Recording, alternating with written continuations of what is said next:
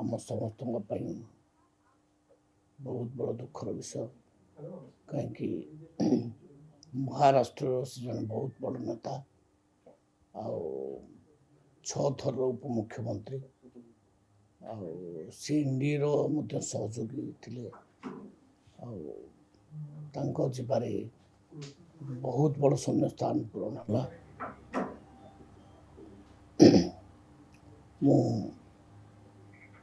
से दुख प्रकाश करुँ प्रभु जगन्नाथ को निवेदन गुहारी परिवार सदस्य मान को शक्ति दिंतु परिवार सदस्य मान को सहनशीलता दिंतु से अत्यंत दुखर विषय जोटा आम कष्ट लगुच परिवार